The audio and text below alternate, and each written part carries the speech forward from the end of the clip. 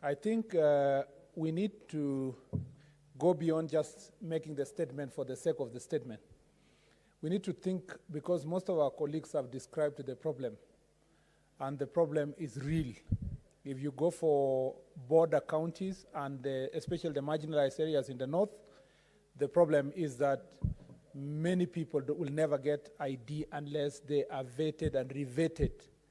There is, in essence, there is a class of citizens in this country who are considered to be likely. The presumption is that they are Kenyans unless proven otherwise.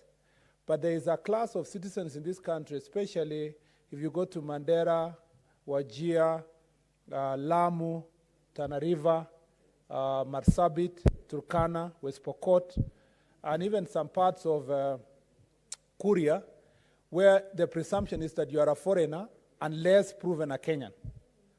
And in these counties, it becomes very difficult to get identity card. And I would understand the situation as it was in the 1960s.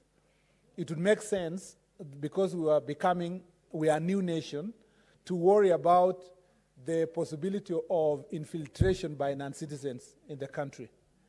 But Madam Speaker, I wonder, in the year 2021, way after the advent of technology and use of data and collection of information codified in a form of data, that up to now, we still want our citizens to be verified manually by a committee that sits haphazardly without any organized structure of sitting. I don't know what's the situation in Kajiado, where you come from, because you're also bordering Tanzania. I would suppose it's the same. It's the same in Taita Taveta. I actually have a testimony that one of the students who was in a high school, when they went to get the ID, and is from my county, the student was told, no, you cannot get your ID in Kericho, where he was a high school student, where he was schooling, because you are closer to border county. Apparently, because we are so close to West Pokot, that you have to go back home to go and get your ID so that you can be vetted. So this process is actually barbaric and archaic. And the question I ask myself is, what can we really propose?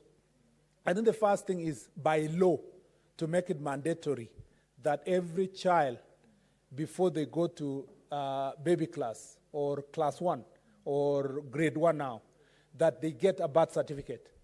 And that birth certificate be recognized as the official document of registration. So that if you are going to be issuing these IDs, then these IDs become over and above, but the original document that citizens should rely on is their birth certificate, and which must be presented to every citizen, whether they were born in a hospital or born at home. Because the challenge we still have is that so many people are still giving birth at home without being able to go to any health facility. I really feel very bad, because if you go to the northeastern counties, it's even worse, because the stigma that is there and the perception everybody has, even in Nairobi and other places, is that if you come from northeastern, you can't get an ID in Nairobi if you live in Nairobi, or if your descendants came from the northern part of the country, you have to go back to your county to be vetted, even for children that barely know exactly their relationships, the relatives where they live in that part of the world. Number two, we were lied to, Madam Speaker. Sometime 2 years ago, I think we were told that we were going to have Huduma number. And the single most definition of a Huduma number that was given to citizens is that we were told the single source of truth. Now the reality is that that Huduma number has ended up being the single source of lies. Because up to now, we cannot tell exactly why we spend that amount of money to get Huduma number. Yet, we still go back to ID. We were told that it will integrate everything, including your ID, including your medical, including your driving license. But Madam Speaker, I still went to apply for my driving license a month ago. I had to do it separate from my ID. I still have my NHIF card. I still have my insurance card. So we've become a country of basically lies, because we were told that this document was going to consolidate everything we want. And as we speak at the moment, I think, Madam Chair, it is it will be a scandal of monumental proportion when it will be properly unveiled. The Huduma number process and the product and the resources applied is a serious scandal that we must, as a House, take the responsibility at the moment as we discuss this issue of ID to find ways of holding the state accountable, to tell us exactly what was this Huduma number. First, I haven't even received this Huduma number. Number two, it has not cured the disease and the problem we were facing as the people of Kenya. I think that is the first. Number two, we need now to think beyond just asking a statement like Senator Fatuma Dulo has asked. Can the relevant committee or Senator Fatuma Dulo, being our deputy majority leader, can she, in a personal capacity, but also in a position in leadership, work with her committee in security to develop, Madam Chair, a bill that will make it mandatory that birth certificates are given at a local level and IDs are given at a local level. The problem we have at the moment, particularly where IDs are seen as very important tool of election for registration for elections, is that there is a skewed process of expediting the IDs. In some areas, the IDs are provided and facilitated, and people are assisted to get IDs. In some other areas, you don't get it. What that means is that it ends up disenfranchising many citizens from some parts of the country, depending on the powers that be who are in control at that point in time. Those people are not going to vote, and most of them are young people. By the way, Madam Speaker, those young people are supposed to be represented here by two young people. One of them was appointed the other day. I've never even seen him in these chambers say anything about young people. And so the issue we need to deal with is to deal legally with the requirement that certain amount of resources be given mandatorily and some level of autonomy be given to District Registration Bureau, so that that bureau is required to achieve certain level of targets. And then we as leaders, if you come from Mandera County or Elgeyo Marakwet County or Turkana, you don't have to come to Nairobi to look for people to go and register your people there. So, Madam Chair, I want to challenge Senator Fatuma Dulo. Incidentally, Senator Pokisho, Senator Fatuma Dulo, and Senator Faria, Madam Speaker, are three out of 4 in the majority side of leadership who come from the most affected counties in the Republic on the matters of ID. And I wish Senator Faria would focus more on this issue than the way she focuses on this reggae business. She would help more people in Wajir, Madam Speaker. She will be more concerned if she can take that as her most single achievement as a nominated senator. She's probably going to make a difference in Wajir County and assist the people of Wajir to be part and parcel of decision-making in the Republic.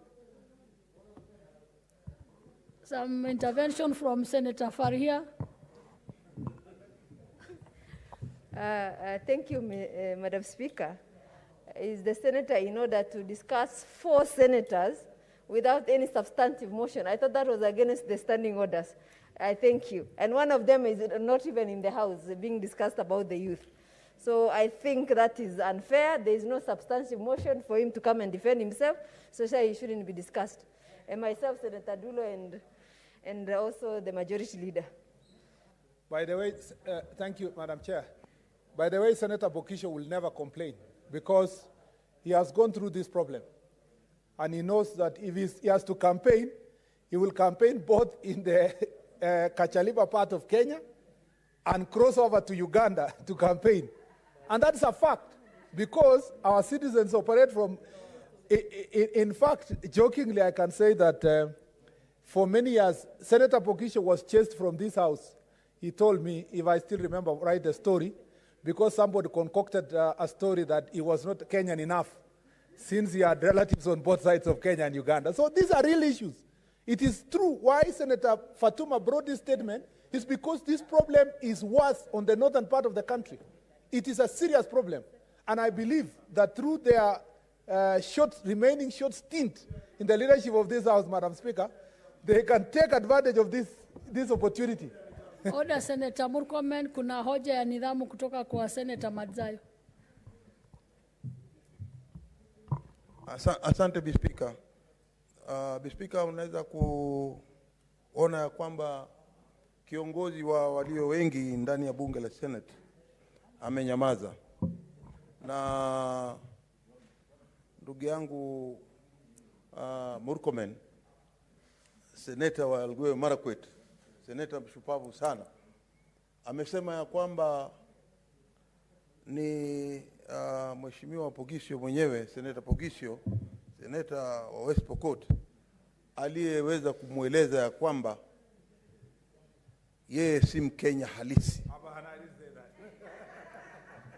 Kwa hiyo nataka kuuliza, je, kama matamshi kama hayo yako ndani ya bunge la Senate? Namuuliza ndugu yangu Pogisio, yaliyosemwa na seneta Murkomen ni ukweli ama si ukweli? Asante, Speaker. Madam Chair, first let me start by saying I did not Another say... intervention by Senator Pogisho, maybe umechokoza nyuki. Madam Speaker, I just wanted to inform Senator Murkomen that, and he said it correctly, that other people are the ones who said that, not me. That I'm so Kenyan that I was among the first 6 million Kenyans to get an ID. And that there should be no doubt at all that I'm a Kenyan. Thank you. Madam Senator Chair, Murkomen. I have never doubted the Kenyanness of Senator Pogisho.